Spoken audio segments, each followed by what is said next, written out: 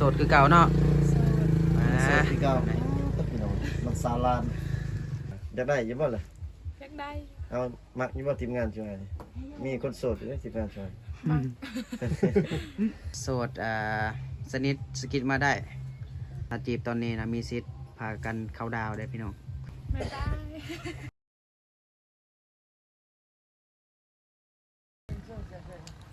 สบายดีสวัสดีบันส่วนพ่อแม่พี่น้องเบิดสู่กูสู่คนเด้อพี่น้องเด้อเนาะยินดีต้อนรับเข้าสู่ช่อง YouTube วิถีชีวิตชนบทลาวคือเก่าทุกคนเนาะมื้อนี้ก็สิพาพี่พาน้องไปยามสาวล้านทุกคนเนาะสาวล้านเป็นลูกสาวเดียวของเพื่อนของเพื่อนเป็นลูกสาวกกและเป็นลูกสาวเดียวอีกเนาะที่ตอนนั้นเราไปท้ายแล้วเท่านึงก็คือทางไอพ่อเพิ่นว่าอนุญาตให้มีผัวเนาะอนุญาตให้มีแฟนอนุญาตให้สร้างครอบครัวแล้วทุกคนเนาะค่าสินสอดก็คือ50 ล้านกีบทุกคนเพิ่นว่าเนาะในตอนนั้นเนาะที่เราไปถ่ายคลิปสุดก่อนนั่นแหละและมื้อนี้ก็ได้มีโอกาสมาเยี่ยมยามเพิ่นอีกเทื่อนึงสิมาทำข่าวของเพิ่นอีกเทื่อนึงทุกคนเนาะเดินทางมา3คนทุกคนเนาะกับทีมงานเบาไกลแล้วก็เบาผู้ไทยคือเก่าทุกคนเนาะทีมงานเฮาบ่หลายเนาะบ่มีหยังดอกหักแพงกันไว้พี่น้องเดี๋ยวสิพาทุกคนขึ้นไปที่เขื่อนซานสาวลานไปนำกันเป็นจังใดตอนนี้เพิ่นมีแฟนแล้วหรือยังแล้วว่าจังใดเนาะก็ติดตามรับชมเบิ่งนำกันพี่น้องกันเนาะขึ้นไปถามเพิ่นนำกันเนาะนี่บรรยากาศอยู่หมู่บ้านเพิ่นทุกคน3 หนุ่ม 3 คันคนละคันเลยเนาะรถไฟรถมันอันนี้คือเขื่อนซานของเพิ่นเด้พี่น้องเนาะครอบครัวทุกอย่างทุกคนเลยเนาะเบิ่งเพื่อนซานก็ได้สุ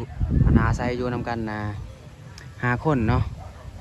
มีพ่อแม่แล้วก็น้องล้านแล้วก็มีน้องสายเพิ่นอีกคนนึงแล้วก็มีแม่เฒ่าเพิ่นอีกคนนึงเนาะในเฮือนหลังนี้เนาะเฮือนหลังน้อยๆนึงเพิ่นว่าบ่มีเงินที่จะเฮ็ดเฮือนใหม่เนาะสร้างเฮือนหลังใหม่เนาะนี่น่าจะเป็นเสาเฮือนของเพิ่นเลยพี่น้องนี่เนาะและอยู่ตารางเฮือนเพิ่นก็พอได้มีไม้มีหยังอยู่เนาะพอได้มีไม้มียังอยู่ก็บอกก็เบื้องเนาะเป็นบ่มีเงินที่จะเฮ็ดเงินลังไม้เพิ่นว่าเงิน3 บัน 2เพิ่นพี่น้องเลยเอานี่น่าสงสารลูกสาวเดียวพ่อแม่ก็อนุญาตให้สร้างครัว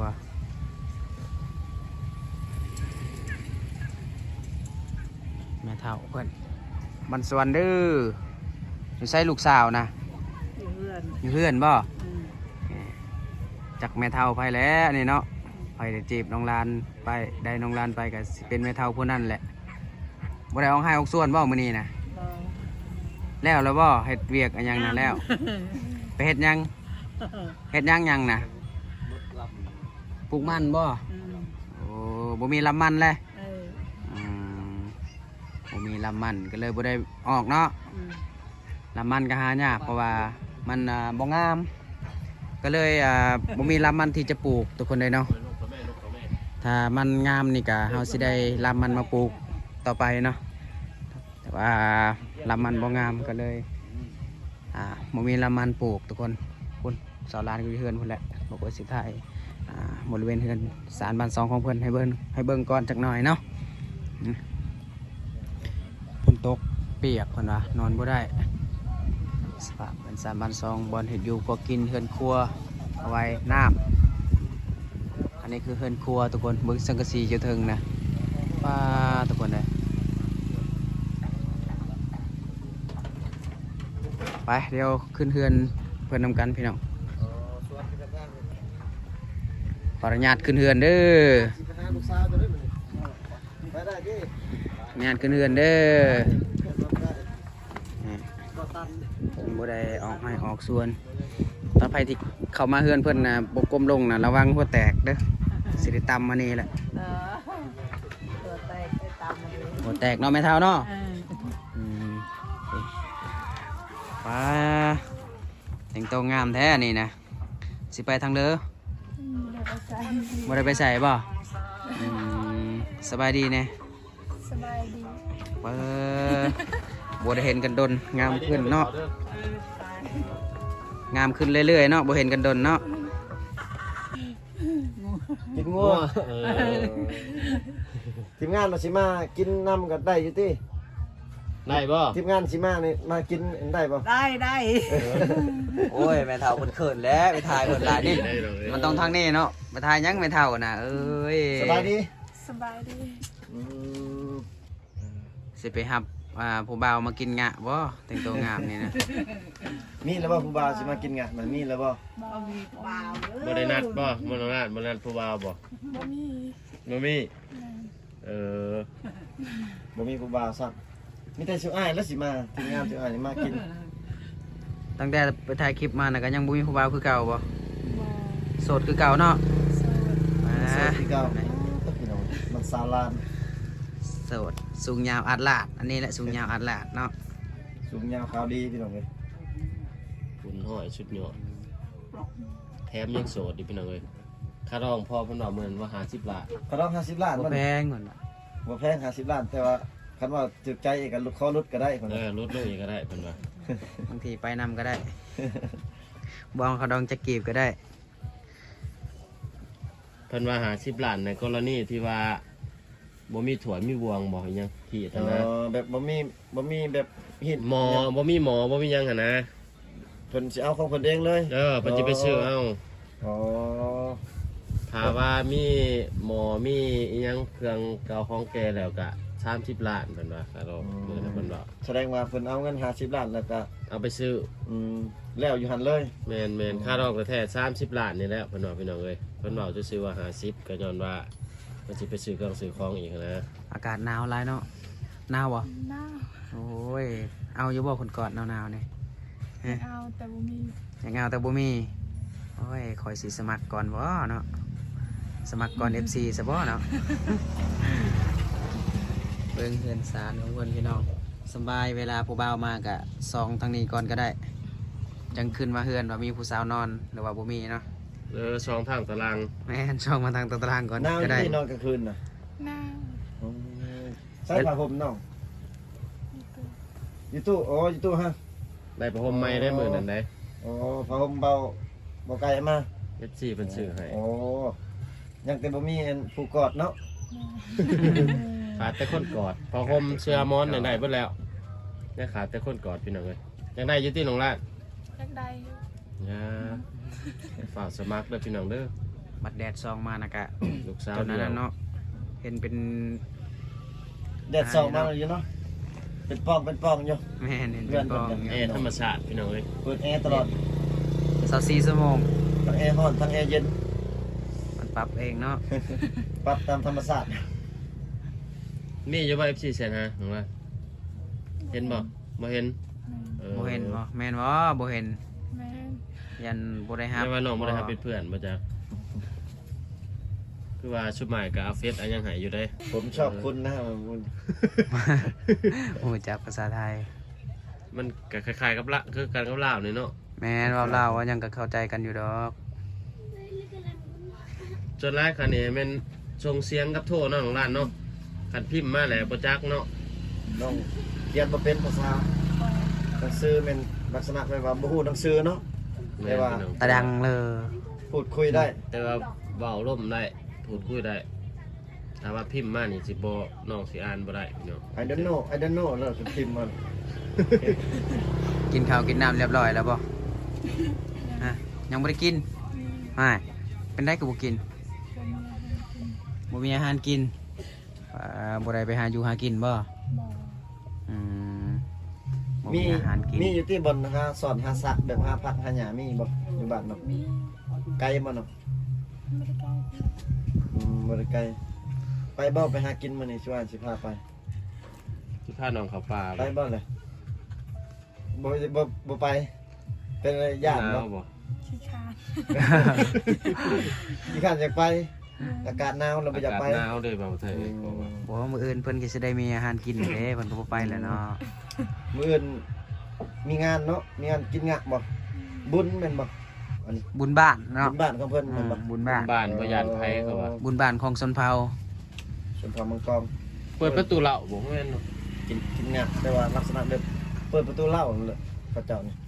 นี่พระเจ้านี่ อาจจะแม่นพี่น้องเอ้ยบอกบ่คือกัน เคยแบบชนองเวลากินงะหรือว่าชนองเฮ็ดบุญบ้านนี่ชนองไปบ้านอื่นบ่ได้บ่เตะบ่เตะหรอกบ่เตะวินออกบ่ได้บ่เตะบ่ เฮ้ย เตะอ๋อ ออกได้ ออกได้ ได้ เออ แต่บางบ้านเพิ่นบ่ได้เด้เห็นเขาเจ้าอันนั้นเนาะบ่ก่อย เพราะว่า แม่นบางบอลบางเขต มันเป็น บางเขตไหม บางหมู่บ้าน เวลาบุญนั่นนี่แหละบุญกินงานแล้วไปใช้บ่ได้ ไปใช้บ่ได้เด้บางบ้าน เขตตังอะไรนี่คือได้ยินอยู่ไปบ่ได้เลย แม่ ต้องเกมต้องกะเกมเครื่องของ อืม เพราะว่าเวลาเขาจำเหตุจำพีเด้เขาต้องแนะนำเป็นลักษณะแบบนั้น เขาเฮ็ดหยังเนี่ยเขาจำเขาเฮ็ดอันนี้ฮีตของอันนี้นะเขาเฮ็ดหยังในตอนแรกเขาได้เฮ็ดหยังบ่ บอก บ่ได้เฮ็ดหยังโอ้ยันว่าแบบกะเกมเครื่องของอันหยังสะดอกบ่มี บ่มี คิด มี ว่า แต่เกมหัวใจให้ว่าง เกี่ยวหัวใจให้ว่างกันบ่ อืม เฮ็ดกระตอกกระตบมาบ่ได้เฮ็ดเนาะเพื่อนน้องบ่ได้เฮ็ดสิ ต้ม เฮ็ดอยู่ เนี่ย เฮ็ดแล้ว ยัง เฮ็ดแล้วแหละ ยัง ตอนได้สิเฮ็ดนะ ข้าวต้ม ทำไม เฮ็ดข้าว โอ้ ต้ม ตอนแรกมันว่า ตอนแรกเฮ็ดแล้วก็ต้มไว้ ยันไว้ตอนนี้ ข้าวต้มในภาษาเขาเจะเป็นว่าแล้วข้าวต้มภาษาชนองเป็นว่าเลย แบ่ง แบง แบ่ง แบ่งเครื่อง แบ่ง แบงครึ่ง แบ่งมาพี่เล่คะแนน ข้าวต้มว่าแบงพี่น้องเลยบอกเลย แบ่งเครื่องแบ่งเครื่อง มีหยังแน่ล่ะกินน่ะมีแต่ชิ้นงัวชิ้นควายเห็นบ่ มีแต่สิ้นเงิน ชิ้นงัวเออ ชุดน้องเอาจักแสนสินงัวนะ แสนหนึ่ง แสนหนึ่ง เขาจุ่มกันทั้งหมู่บ้านบ่หรือว่าไปซื้อในตลาดเอาบ่ บ่ เขาออกเงินกันในห ของ มู่ มั บ้าน น นี่ ซื้อ ไม่ โอ้ลักษณะแบบจดชื่อไผสิเอาเนาะ แบบตกพูด ตกพูด ตกพูด ข้างนอกว่าทางนี้เขาตกพูดพี่น้องเอ้ย ตกพูดใช่ว่าผู้ใดสิเอาจักพูด ตกพูดละแสนบ่เขาบ่หนึงนะพูด1 1 0 0 0อืมประมาณเท่าใดเอ้ย มัน30 ประมาณบ่ 200 ประมาณ200พี่น้องเอ้ย 200 พูด1 200หรือว่า150นี่แหละ กะเกมมายังไปบอกผู้เบามาเบนแล้วบ่ บ่มีผู้ว่าสิบ่ มีผู้เบาสิบอกเอาบอก FC ซะเอาบอกแน่ใครอยากมา บอก FC มาเอิ้นมากินอันกินชิ้นงัวน้ำน้องเด้อบอก FC เพิ่นเบิ่งหลายนี่ เออ ชวนเพิ่นแน่ บางทีเพิ่นอยากมา เดิน เด้ บุญบาท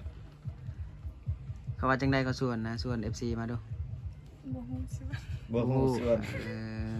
เปิดเด้อเปิดจาตะแกงเด้อ FC ใครอยากมาก็มาเด้อว่ะมาลินบุญบ้านก่อยเด้อเพิ่นบ่กล้าเว้าบ่เป็นเนาะ ก็จะเปิดเพลงแล้วพี่น้องไอ้บุมบัมอยู่เราไทยเต้นไปนำเลย มื้อนี้อยู่เฮือนเบิดทุกคนบ่อยู่เฮือนน้องบ่มีพัดอันออกสวนเนาะอืม แล้วไปเลยป่ะทางด้านหัวสวนปลูกหมองปลูกมันแล้วไปเลยป่ะ ยังบ่แล้ว ยังมาแล้วเป็นอะไรบ่มีคนบ่หรือว่าลำมันเบิดบ่มีลำมันบ่ บ่มี เออ แล้วมันบ่งามเนาะปลูกแต่ก็เบิด ฉนองกลเบิดแล้วติฉนองกลนะ เบิดแล้ว เออ ในจักรล้านในจักรล้าน5 ล้าน6 ล้านบ่หรือ10 ล้านเพราะว่าราคามันก็บ่แพงพี่น้องเอ้ยคันว่าสิไปขายมันก็บ่พอได้หลายเพราะพิลึก มัน ได้ น่ะมันสำคัญกว่าข่อยเนาะ คนคือสิหลายเนาะแต่ละปีหลายบ่คนมากินนี่มากินงาน อยู่เฮือนคอยบ่มีคน อ๋อ บ่มี บ่แม่นบ่ได้บอกเขาบ่ได้บอกให้เขามาบ่ บอกแต่เขาบ่ได้ไป เอ เอ อ อบ างทีก็ บางทีก็เพื่อนทำบ่มีกับบางทีก็หมู่บ่มาเนาะ อืม เพราะว่ามันสิ้นบ่หลายแม่นก็เขาเจ้าก็เกรงใจแน่พี่น้อง โอ้แบบนั้นเนาะ บุญบ้านนั้นกลางเว้นน่ะเขากินเฮือนไปเฮือนมันบ่หรือว่าเลาะไปแต่ละเฮือนแต่ละหลังคา เฮื เฮื อ อน น ไปเฮือนมัน เฮือนไปเฮือนมันมาตอนแรกเดี๋ยวไปกินน้ำกันบ่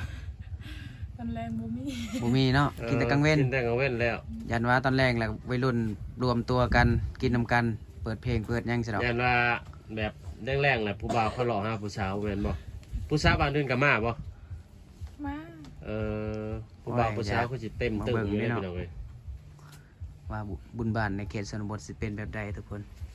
แม่นนะเขาก็ยังบ่ มัน ค่อย จะคือกันหรือว่าแตกต่างจากหมู่บ้านเฮาหรือว่าจังใดเนาะ แต่ละเขตแต่ละเผ่านี่ต่างกันแน่เนาะ แม่น กินก็ต่างกันพี่น้องเอ้ยเพราะว่า ทีมงานก็ยังบ่เคยมากินเนาะทีมงาน บ่ว่ากินแน่แล้วกินน่ะก็งะบ่ กินอะไรเงี้ยยังเนาะ กินใส่ปากบ่ งะสิ้นงัวสิ้นควายบ่ชื่อบุญบ่งะชื่อบุญบ้านบ่เขาว่ากินงะ แม่นแล้วคือว่าแปลว่าเป็นภาษาลาวบนบ้านน่ะ แบบชื่อบุญเนาะว่าลักษณะว่าชื่อบุญ ย่านว่าเขางะบังคลามเนินว่ากินงะเลย บ่ กินงะว่าซั่น บ่มีบ่บัดสันบังคลามเนยไม่เพิ่นน่ะ บ่มีแล้ว บ่ได้เฮ็ดบ่ มีกระบักบ่แม่น มีกระบัก แต่บ่มีกระบัก บุญอันนี้น่ะ นั่นพุ่นอยู่บ้านตำรวจพุ่นไปตัดกระบัก โอ้ พอแห้ง ไม่พุ่งไม่พางบ่มีแถวนี้เนาะ ไปตัดไก่ เพิ่น เนาะ บ่มีเท่านี้เนาะ อืม ตัดไก่ก็เลยบ่ได้เฮ็ดเพิ่นว่าหายังไม่ยาก ส่วนหลายมีแต่ข้าวต้มเด้หาเก็บใบแคมใบหยังมาห่อเนาะโอ้พี่น้องแม่น บุญอันนี้น่ะเขาฮูดข้าวแล้วจึงกินเนาะถ้าฮูดข้าวยังบ่แล้วก็คือ แบบถ้ามีราคาใดราคาหนึงนี่ฮูดยังบ่แล้วก็คือกินบ่ได้บ่ต้องกินเบิดทั้งหมู่บ้านฮูดแล้วเนาะข้าวแล้วเนาะอืม แสดงว่า เป็นบุญบ้านสมัค สำเร็จ คี เก็บข้าวเรียบร้อยเบิดทุกคนเนาะ แม่ จึงสามารถกินได้ อืม ถ้ายังบ่เบิดก็คือกินบ่ได้บุญบ้านบุญสมัคคีต้องกินทั้งหมู่บ้าน แม่นพี่น้องเอ้ยผู้ใดน่ะน้องของน้องบ่ บอก ผู้ใดคนอยู่บ้านนี่ คนบาดาลอง คนบ้านเราล่องเอามาไอ้ช่างนี่มาหลินบ่มาหาผู้สาวบ่ ผู้บ่าวน้องบ่ พี่น้องบ่ จะมาหลินเนาะผู้บ่าวบ่ได้มาหลินน้ำบ่คืนนี่ บ่มี บ่มีโอ้ยเสียได้อยู่บ่พี่น้องเอ้ย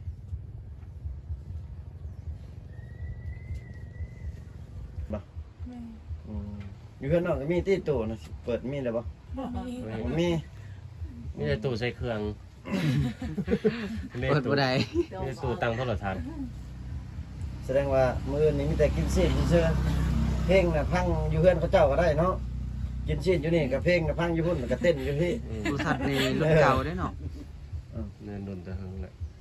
เพราะว่าอยู่เพื่อนน้องบ่มีตู้ก็เลยงานบุญบ้านกับคือสิบ่ได้เปิดเพลงอาศัยแต่ว่าฟังเพลงหมู่เปิดแล้วก็เต้นอยู่พี่เออ มีดนตรีในหัวใจ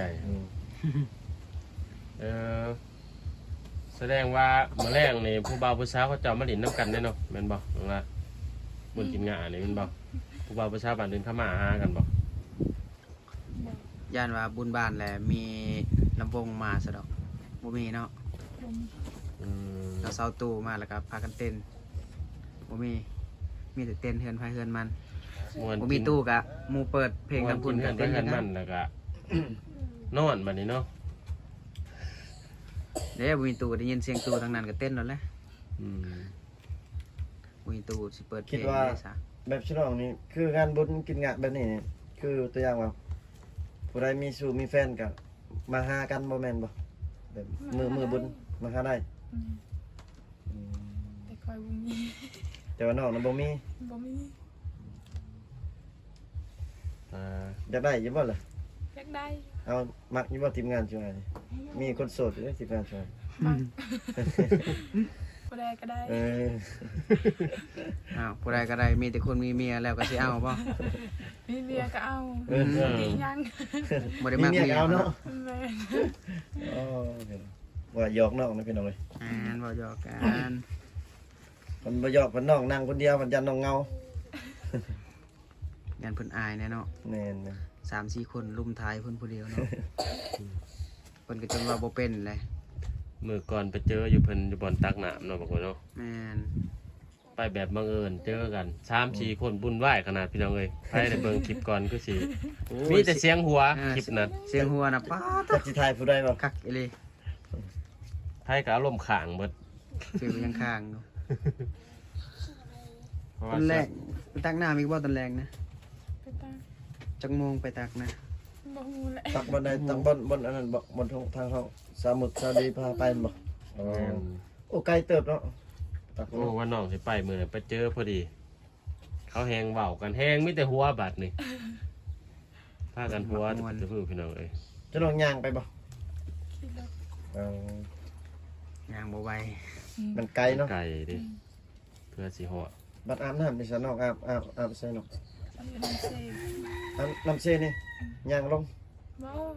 ขี่รถ ขี่ร อี ถ ก จักรไปอาบอยู่ครัวพุ่น แม่น ป้าไกลเติบได้ไปขี่ทุกมื้อ เคิ เนาะ งทางพี่น้องเอ้ยระหวังเขาเมืองกับมาพี่เคิงทาง ไปอาบน้ำไกลปานนั้นสิน้องบ่ย่านบ่แบบมีโจรลัดทางบ่มีบ่ย่านบ่ บ่ บ่ย่านเลย ไปหลายคนบ่น้องว่า สองวัน สองคนน้องไปก็ไปกับหมู่ กับมือ โอ้ ไปแบบอาบค่ำๆก็บ่ได้กล้าแล้วเนาะมันไกลเนาะ ไปแต่4 โมงบ่3 โมงแรงบ่อาบนะ ดำรงชีวิตแบบดังเดิมเนาะ อืม อาบน้ำห้วยน้ำคลองน้ำเซ น้ำเซ่ไข่แน่เนาะพันน้ำหวยตัวนี้นี่บ่อยากปานใดเด้อเว้ยเพราะมันไก่บาท ก็มาถามข่าวๆของเพื่อนก็ประมาณนี้แหละเพื่อนก็ยังบ่มีแฟนคือเก่ายังโสดคือเก่าเนาะโสดสนิทสกิดมาได้ ลืมช่องทางติดต่อแล้วช่องทางติดต่อนะซื้อเฟซจังใด สด โสดสาวไทยสาวลาว สลา สาวลาวเนาะ เดี๋ยว ภาษาลาวโสดทุกคนเลยใครอยากจีบเพื่อนกับฟ้าวจีบมาเด้อก่อนสิสิ้นปีเนาะก่อนสิสิ้นปีถ้าจีบตอนนี้นะมีสิทธิ์พากันเข้าดาวได้พี่น้อง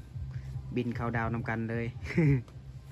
เอาแล้วคลิปนี้ก็สิได้จบเพียงเท่านี้ก่อนเลยพี่น้องฝากกดไลค์กดแชร์กดติดตามไว้เด้อเพื่อบ่พลาดคลิปใหม่ๆเนาะขออนุญาตจบก่อนเดี๋ยวเจอกันใหม่พี่น้องบ๊ายบายแน่ผู้สาว บ๊ายบาย